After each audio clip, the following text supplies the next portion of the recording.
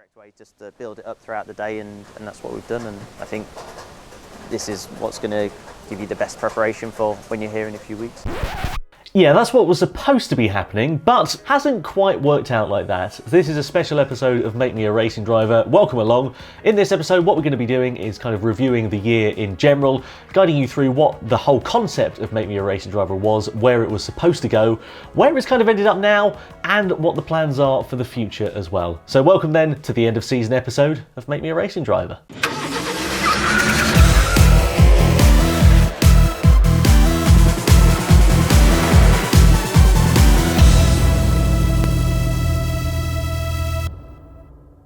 The whole concept of Make Me a Racing Driver then kind of came about really by accident. I was with Jimmy Broadbent, a friend of mine and a colleague in the FIA GT Championships earlier on this year, and he mentioned about the fact that he was going to go racing potentially at this event called the 24 Hours of Le Mans, Le Mans style 24-hour endurance race in New Zealand. And he was going to go racing, and he said that there was a seat going spare, and did I fancy having a go, basically. And I thought to myself, well, yeah, that'd be great. But if I'm going to go there and fly all the way out to New Zealand, I'd really love to sort of document it or vlog it, you know, and do that sort of thing, because I really enjoy the whole idea of filming my experiences and sharing them with people and seeing progression and moving forwards. So I kind of went away and I sat down and I thought to myself, well, actually, it would be really cool to try and film a series around this whole event and document my journey from being a sports commentator to becoming a racing driver. I was going to go racing at the start of March, and then I'd go racing at this 24 Hours of Le Mans event. You'd see the easily visible progress from the start to the finishing point. You know, we go through a load of different things, fitness and driver training and, you know, on-track training, sim training, etc., all with the aim of being quick and competent behind the wheel of the race car when it came to New Zealand. However, it didn't quite go according to plan. Episode 1 of the series then, called Oh You Donut. I'm sure you know by now, this was kind of the start of the series at Liddon Hill, and I was driving in a rallycross event in a hired Citroen C2, a new team and so on. Sopping wet conditions. I mean, absolutely unbelievably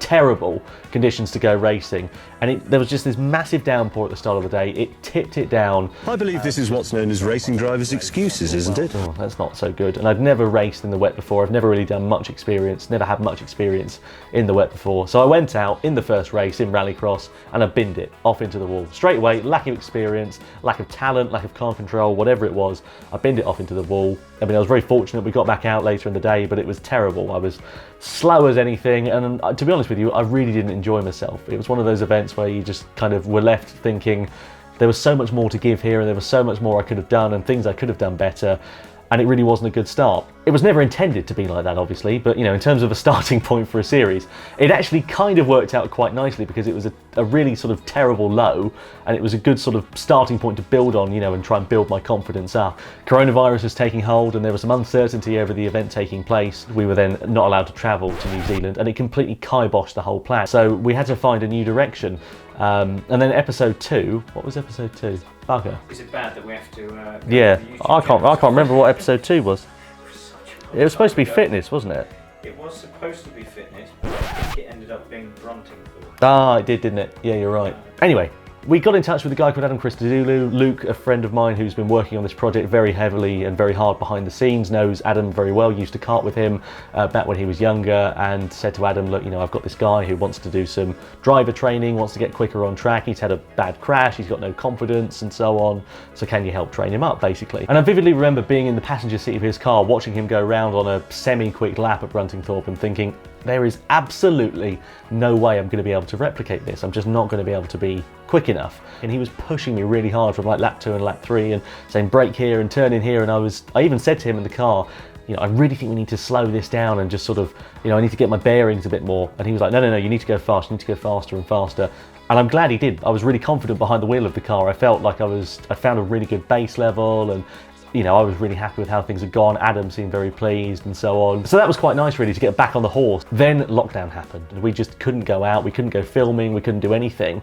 And obviously we couldn't plan anything either. I think that was the worst thing. So for the third episode, we were looking at a variety of different options. We wanted to go out on track with a new championship called the City Car Cup, and we'd approached them about the possibility of going racing with them a bit later on in the year. So we went up rather, I should say, up to Yorkshire, up to Croft. Again, a track that I've never been to before, and the City Car Cup is essentially Citroen C1s on steroids, basically. It's quite a low-cost, low-powered racing series, cars that don't have a lot of power, but are are also a lot of fun to chuck around, and they had people like Rob Austin, former British touring car driver, James Jiggy Gornall there as well. He was a touring car driver this year as well. And they were both there as kind of ambassadors for the series to help promote it, and then obviously we were there to, you know, one, help promote it, but also get out in a race car and try and build those relationships to try and go racing. So that was, I can't remember now, June, July time. It was quite a way after the second episode had come out, and I really enjoyed the car, I enjoyed the people, I enjoyed the championship. Everything about it was great. So we filmed that episode, and I thought, well, we'll be going racing at the City Car Cup later on this year. You know, that's fantastic. But it didn't quite work out like that again. So we filmed episode 3 at Croft, we went away, and we then basically planned to go and do a gym episode. We ended up going to meet a chap called James Burrows at the body clinic, and we went there, we did the fitness assessment, we did it on camera. He sort of looked at, you know, where I was stronger, where I was weaker, what I needed to improve on, what I was good at, what I wasn't good at, etc. And that was great. It was actually shortly after we did this fitness assessment that things kind of came a bit unravelled. In theory, we were supposed to go and race in this little Citroen C1 for a variety of organisational and logistical and other reasons. It kind of didn't pay off. It didn't work out. Basically, the deal got scuppered and we didn't end up going and racing. And, you know, to be honest with you, I was pretty disappointed at that, because having driven the car, having met the team behind it and so on, built those relationships up, and having worked so hard, it was really disappointing to not be able to go out. But you know what, it's racing, it's motorsport, these things are unfortunately all far too common, and that's the way that it goes, right? But we persevered on, we moved on to episodes 5 and 6 then of the series with Adam Christodoulou. We called him back in, we did some sim racing training, and I was very lucky because Fanatec came on board very shortly beforehand and agreed to provide us with some sim racing equipment for the episode and to sponsor the remainder of the series as a result of providing that equipment. And the whole idea is that we'd bring Adam Christodoulou into my house, onto my sim rig, we do some training at Donington on iRacing, and then we go to the track in real life a couple of weeks later, and we filmed that episode in his Clio 197, and that's kind of brought us to the point we're at now. Basically, we were supposed to race in New Zealand, then we were supposed to race at the City Car Cup, and then I actually had an option to race at Donington in October, which would have been perfect because it tied in with the sim training, and then it tied in, of course, with the on-track training at Donington a couple of weeks after that. So, you know, all the stars looked like they were going to align, but it didn't happen. Where does that leave us then? Well, in a bit of a pickle. You know, we've got all of these elements put together for Make Me a Racing Driver. The concept as I wanted it to be is kind of 80-90% finished, but it's not quite finished yet. I want to prove that I can be quick on a racetrack and, you know, put in some strong results.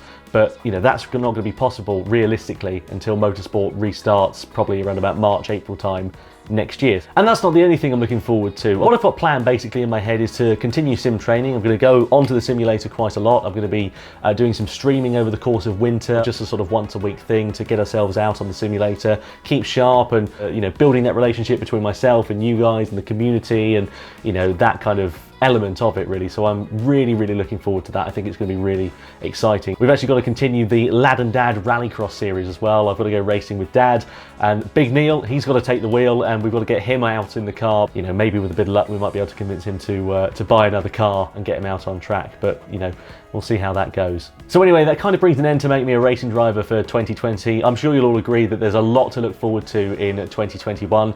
I just wanted to take a couple of minutes to say a huge thank you to everybody who's been involved behind the scenes. My friend Luke in particular, he's been invaluable with his experience, his contacts, and making things happen.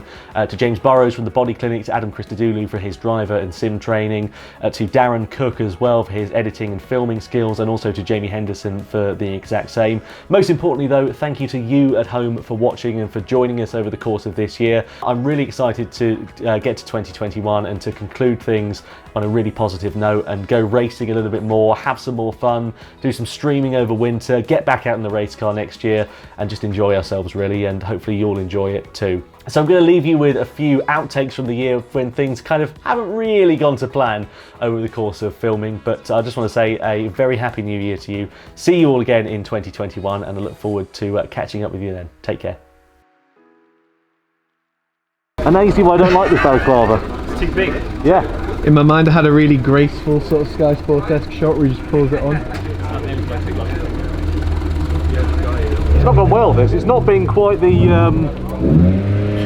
We can fix it in post, Tom. Fix it in post, Everything in post. Sorry. You're not Harry Potter. Yeah, that's what's... Oh, this is going to end up in the blooper reel, isn't it?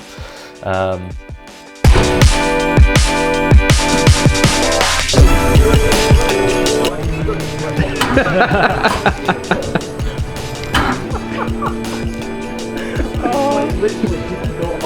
that any better? That was amazing.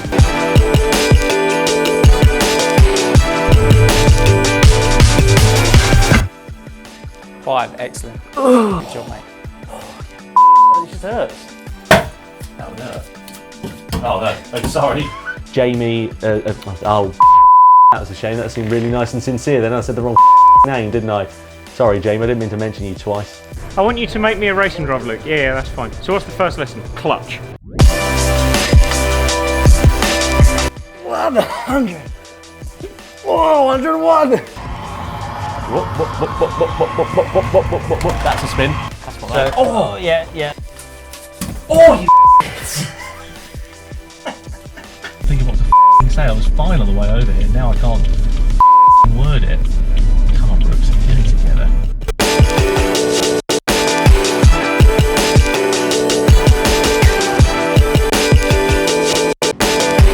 Oh God!